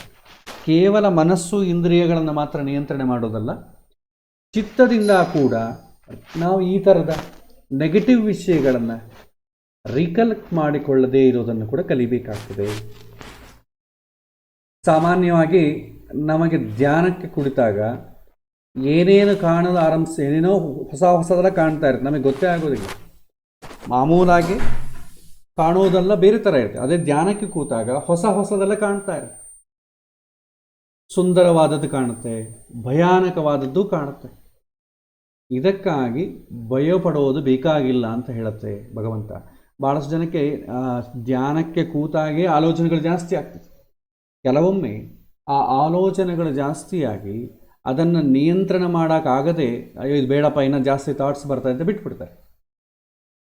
ಆದರೆ ಇದಕ್ಕಾಗಿ ಭಯಪಡುವಂಥ ಅಗತ್ಯ ಇಲ್ಲ ಅಂತ ಭಗವಂತ ಹೇಳ್ತಾನೆ. ಇವೆಲ್ಲ ಕೂಡ ನಾವು ಒಳಗೆ ತುಂಬಿಕೊಂಡಿರುವಂಥ ಅನಗತ್ಯವಾದಂಥ ವಿಚಾರಗಳು. ನಮ್ಮ ಚಿತ್ತದಲ್ಲಿ ಏನಿದೆಯೋ ಆಲ್ರೆಡಿ ನಾವೇನು ಸ್ಟೋರ್ ಮಾಡಿದ್ದೀವೋ ಅದೇ ಹೊರಗೆ ಬರುತ್ತೆ.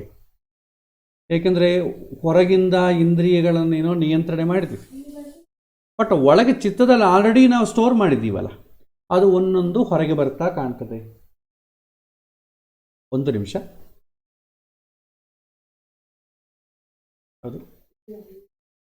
ಹೌದು, ಇನ್ವರ್ಟರ್ ಕನೆಕ್ಷನ್ ಅದು. 1 ನಿಮಿಷ.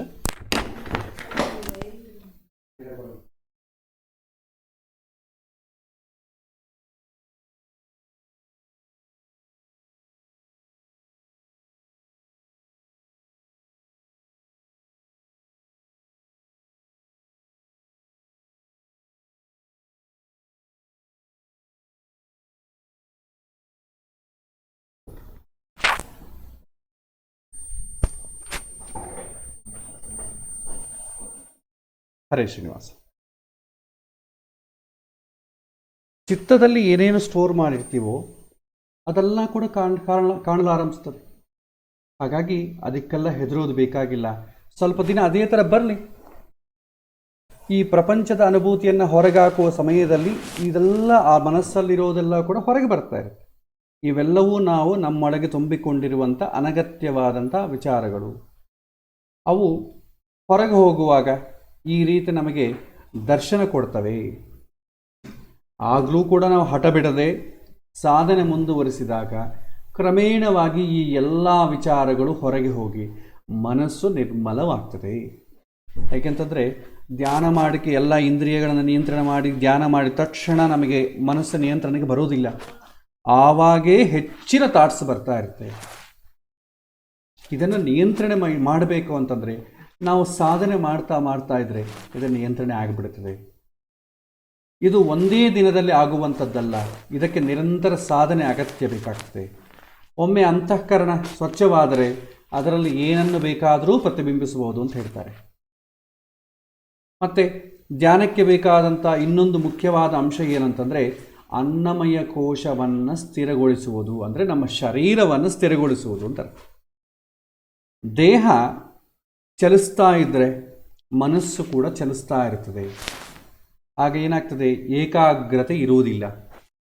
ಅದಕ್ಕಾಗಿ ನಾವು ನೆಟ್ಟಗೆ ನಮ್ಮ ಮನಸ್ಸು ಸಾಧ್ಯವಾದಂಥ ಆಸನದಲ್ಲಿ ನಮ್ಮ ದೇಹವನ್ನು ಸ್ಥಿರಗೊಳಿಸಬೇಕು. ಒಳ್ಳೆ ಪಾಶ್ಚರ್ಯ ಕೂತ್ಕೋಬೇಕು.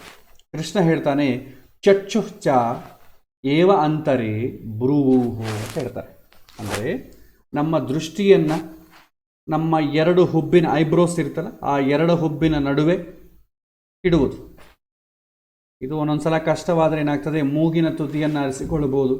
ಭಾಳ ಜನ ಹೇಳ್ತಾರೆ ನಿಮ್ಮ ಶ್ವಾಸವನ್ನು ಅಬ್ಸರ್ವ್ ಮಾಡಿ ಅಂತ ಹೇಳ್ತಾರೆ. ಶ್ವಾಸವನ್ನು ಅಬ್ಸರ್ವ್ ಮಾಡೋದಕ್ಕಿಂತಲೂ ಶಾಸ್ತ್ರೀಯವಾದಂಥ ವಿಚಾರ ಏನಂತಂದರೆ ಬ್ರೂಹೋ, ನಮ್ಮ ಚಕ್ಷುಗಳು ಕಣ್ಣುಗಳೇನಿದೆ ಈ ಎರಡು ಹುಬ್ಬುಗಳ ಮಧ್ಯದಲ್ಲಿ ಕಾನ್ಸಂಟ್ರೇಷನ್ ಮಾಡೋದು ಅಂತ ಹೇಳ್ತಾರೆ. ಅದನ್ನು ಧ್ಯಾನ ಯೋಗದಲ್ಲಿ ಮತ್ತಿಷ್ಟು ವಿಚಾರವನ್ನು ಮಾಡ್ತಾರೆ. ಸೊ ಇದರಿಂದ ಏನಾಗ್ತದೆ, ಶರೀರ ದೇಹ ಸ್ಥಿರವಾಗಿರುತ್ತೆ. ಅನ್ನಮಯ ಕೋಶದ ನಂತರ ಪ್ರಾಣಮಯ ಕೋಶ, ಪ್ರಾಣ ಅಪಾನೌ ನಮೋ ಸಮೌ ಕೃತ್ವ ನಾಸ ಅಭ್ಯಂತರ ಚಾರಿಣವು ಅಂತಾರೆ. ಅಂದರೆ ನಮ್ಮೊಳಗೆ ನಿರಂತರ ವಾಯುವಿನ ಚಲನೆ ಇರ್ತದೆ. ಈ ಚಲನೆಯನ್ನು ಸ್ಥಿರಗೊಳಿಸುವುದನ್ನು ಕುಂಭಕ ಅಂತ ಕರಿತೀವಿ. ಈ 4ನೇ ಅಧ್ಯಾಯದಲ್ಲಿ ಕೂಡ ನಾವು ಕೊನೆ ಕಾಲಕ್ಕೆ ನೋಡಿದ್ವಿ, ಮನಸ್ಸನ್ನು ನಿಯಂತ್ರಣೆ ಮಾಡಬೇಕಾದ್ರೆ ನಮ್ಮ ಉಸಿರನ್ನು ನಿಯಂತ್ರಣೆ ಮಾಡಬೇಕು ಅಂತ ಹೇಳ್ತೇವೆ. ಅದರಲ್ಲಿ ರೇಚಕ, ಕುಂಭಕ, ಪೂರಕ. ರೇಚಕ ಅಂತಂದರೆ ಒಳಗಿಂದ ಗಾಳಿ ಹೊರಗಡೆ ಬಿಡೋದು, ಪೂರಕ ಅಂತಂದರೆ ಹೊರಗಿನ ಗಾಳಿ ಒಳಗೆ ತೆಗೆದುಕೊಳ್ಳೋದು, ಕುಂಭಕ ಅಂದರೆ ತೆಗೆದುಕೊಂಡಂಥ ಗಾಳಿಯನ್ನು ನಿಯಂತ್ರಣ ಮಾಡಿ ಗಟ್ಟಿಯಾಗಿ ಹಿಡ್ಕೊಳ್ಳೋದು, ಅಥವಾ ಹೊರಗೆ ಇದರಲ್ಲಿ 2 ಥರ ಇದೆ, ಅಂತಃ ಕುಂಭಕ, ಬಾಹ್ಯ ಕುಂಭಕ.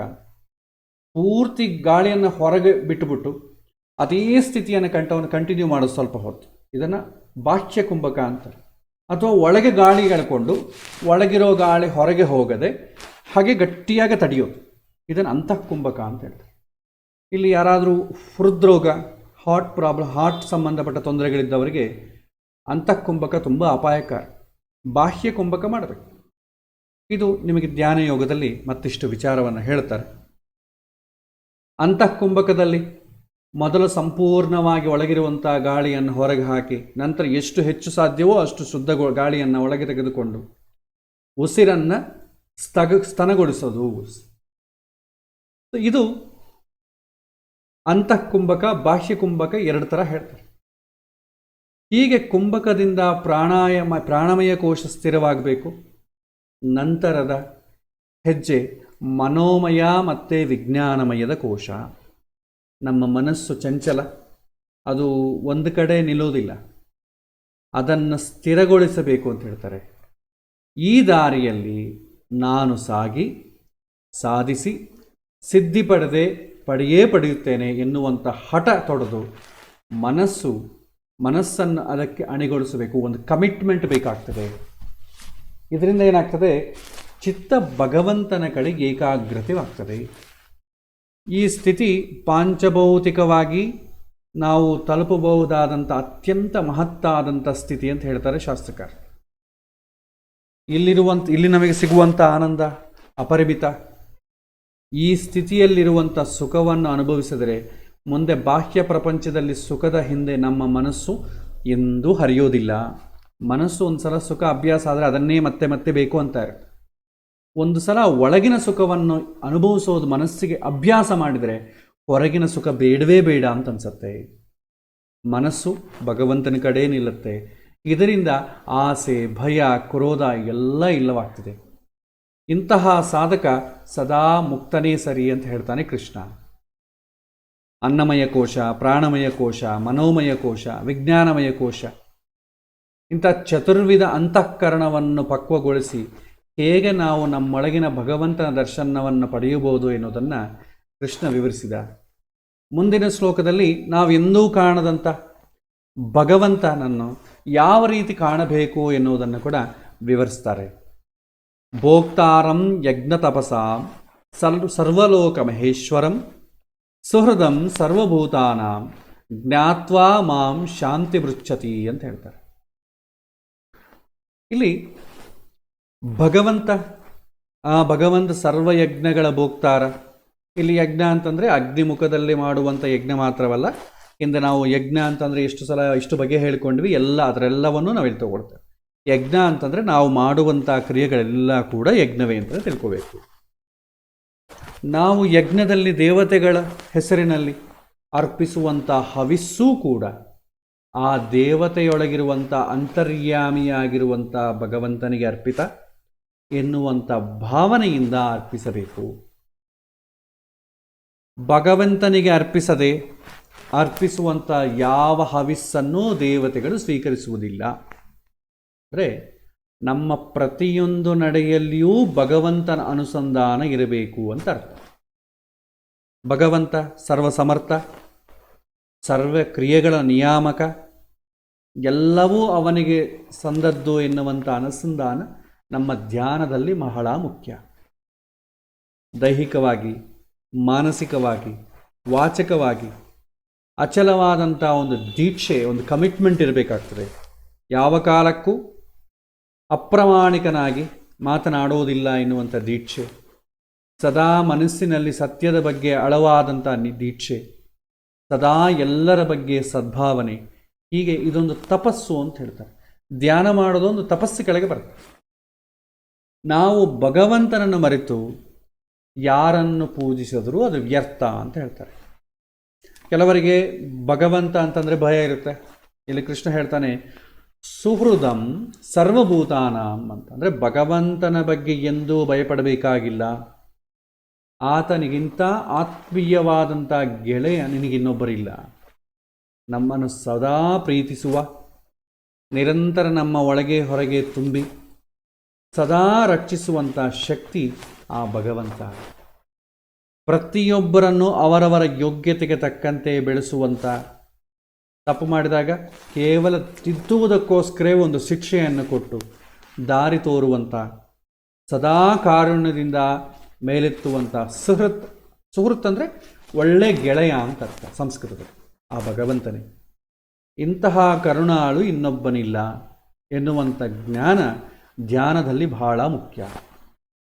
ಈ ವಿಚಾರವನ್ನು ತಿಳಿದು ಅನುಸರಿಸಿದವ ಜ್ಞಾನಾನಂದದ ಪರಾಕಾಷ್ಠೆಯಾದ ಮೋಕ್ಷರವನ್ನು ಪಡೆಯುತ್ತಾನೆ ಅಂತ ಹೇಳ್ತಾರೆ.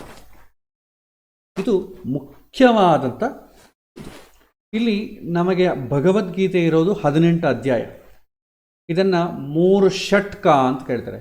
ಷಟ್ಕ ಅಂತಂದರೆ ಆರು ಅಧ್ಯಾಯ ಒಂದು ಭಾಗ. ಇಲ್ಲಿ ಜ್ಞಾನ, ಭಕ್ತಿ, ವೈರಾಗ್ಯ. ಮೊದಲ 6 ಅಧ್ಯಾಯ ಜ್ಞಾನದ ಬಗ್ಗೆ ಹೇಳುತ್ತೆ. ನೆಕ್ಸ್ಟ್ 6 ಅಧ್ಯಾಯಗಳ ಭಕ್ತಿಯನ್ನು ಹೇಗೆ ಬೆಳೆಸ್ಕೋಬೇಕು ಅಂತ ಹೇಳುತ್ತೆ. ಉಳಿದ 6 ಅಧ್ಯಾಯ 13ನೇ ಅಧ್ಯಾಯನ 18 ಅದರ ಕಡೆ ವೈರಾಗ್ಯ, ಮನುಷ್ಯನ ಕಂಟೆಂಟ್ಮೆಂಟ್ ಲೈಫ್ ಹೇಗಿರಬೇಕು, ಭಗವಂತನನ್ನು ಸೇರಬೇಕಾದ್ರೆ ಹೇಳುತ್ತೆ. ಇದು ಮುಖ್ಯವಾಗಿ ಇಲ್ಲಿರುವಂಥ ವಿಷಯ. ಇಲ್ಲಿಗೆ ನಮಗೆ ಭಗವದ್ಗೀತೆಯ ಪಂಚಮೋಧ್ಯಾಯ ಸಮಾಪ್ತವಾಯಿತು. ಇಲ್ಲಿ ಕೊನೆಯದಾಗಿ ಧ್ಯಾನವನ್ನು ಮಾಡಬೇಕಾದ್ರೆ ಹೇಗೆ ಮಾಡಬೇಕು, ಅದರ ಉಪೋದ್ಘಾತವನ್ನು ಭಗವಂತ ಕೊಟ್ಟ. ಇನ್ನು ಧ್ಯಾನವನ್ನು ಮಾಡಬೇಕಾದ್ರೆ ಕೇವಲ ಶಾರೀರಿಕವಾದಂಥ ಇದೇ ಸರಿ ಹೋಗಲ್ಲ. ಅದೇ ಹೇಳ್ತಾರೆ ಯೋಗ ಅಂತ ಹೇಳ್ತಾರೆ. ಸಮತ್ವಂ ಯೋಗ ಉಚ್ಯತೆ. ಕೇವಲ ನಮಗೆ ಗೊತ್ತಿದೆ ನೋಡಿ, ಶಾರೀರಿಕವಾಗಿ ಯೋಗವನ್ನು ಮಾಡ್ತೇವೆ, ಶೀರ್ಷಾಸನ, ಪದ್ಮಾಸನ ಇದೆಲ್ಲ ಮಾಡಿಕೊಡ್ತಾ ಇರ್ತೇವೆ. ಇದೆಲ್ಲೂ ಯೋಗವೇ. ಅದನ್ನು ನಾವೇನಂತೀವಿ, ವ್ಯಾಯಾಮ, ಎಕ್ಸಸೈಸ್ ಅಂತ ಕರಿತೀವಿ. ಶಾಸ್ತ್ರದಲ್ಲಿ ನಿಜವಾದಂಥ ಯೋಗ ಯಾವುದಕ್ಕೆ ಅಂತಂದರೆ ಮನಸ್ಸಿಗೆ ಯೋಗ. ಸಮತ್ವಂ ಯೋಗ ಉಚ್ಯತೆ. ಈ ಪ್ರಪಂಚದಲ್ಲಿ ಕಾಣುವಂಥದ್ದೆಲ್ಲ ಕೂಡ ಸಮಾನವಾಗಿ ದ್ವಂದ್ವಾತೀತವಾಗಿ ನೋಡುವುದೇ ಒಂದು ಯೋಗ. ಅಂತಹ ಯೋಗ ಧ್ಯಾನದಲ್ಲಿ ಬೇಕಾಗ್ತದೆ ಅಂತ ಹೇಳ್ತಾರೆ. ಅದನ್ನು ನಮ್ಮನ್ನು ನಾವು ಹೇಗೆ ಸಿದ್ಧಪಡಿಸಿಕೊಳ್ಳಬೇಕು, ಮಾಡುವಂಥ ಪ್ರಕ್ರಿಯೆ ಹೇಗಿರುತ್ತೆ. ಮೆಡಿಟೇಷನ್ ಮಾಡಲಿಕ್ಕೆ ಎಷ್ಟೋ ಟೆಕ್ನಿಕ್ಸ್ ಹೇಳಿಸ್ಕೊಡ್ತಾರೆ ಮಾಡರ್ನಲ್ಲಿ. ಬಟ್ ಕೃಷ್ಣ ಹೇಳಿಕೊಡುವಂಥ ಟೆಕ್ನಿಕ್ ಎಲ್ಲ ಕೂಡ 6ನೇ ಅಧ್ಯಾಯದಲ್ಲಿ ಬರುತ್ತೆ. ಇದರ ಬಗ್ಗೆ ನಾವು ಹೆಚ್ಚಿನ ವಿಷಯಗಳನ್ನು 6ನೇ ಅಧ್ಯಾಯದಲ್ಲಿ ನೋಡೋಣ. ಇಲ್ಲಿಗೆ ಪಂಚಮೋಧ್ಯಾಯ ಜ್ಞಾನ ಕರ್ಮ ಸಾಮರಸ್ಯ ಯೋಗ ಇಲ್ಲಿಗೆ ಮುಕ್ತಾಯವಾಯಿತು. ನಂತರ ಬರುವಂಥ ಕ್ಲಾಸ್ನಲ್ಲಿ ಒಂದು ಸಲ 5ನೇ ಅಧ್ಯಾಯದಲ್ಲಿ ಪೂರ್ತಿ ನಾವೇನೇನು ತಿಳ್ಕೊಂಡಿವಿ ಅಂತೇಳಿ ಸಣ್ಣ ಸಣ್ಣ ಎಸೆನ್ಸ್ ಟಿಪ್ಸನ್ನು ನೋಡಿ ಅದನ್ನು ನೋಡಿ ನಾವು ಮುಂದೆ ಧ್ಯಾನ ಯೋಗಕ್ಕೆ ಹೋಗೋಣ. ಇಲ್ಲಿಗೆ ಇವತ್ತಿನ ಪಾಠ ಮುಕ್ತಾಯವನ್ನು ಮಾಡೋಣ. ಮತ್ತು ಬರುವಂಥ ದಿನ ಮತ್ತೆ ಧ್ಯಾನ ಯೋಗದ ಬಗ್ಗೆ ಹೆಚ್ಚಿನ ವಿಷಯ ತಿಳಿದುಕೊಳ್ಳೋಣ. ಶ್ರೀಕೃಷ್ಣಾರ್ಪಣಮಸ್ತು.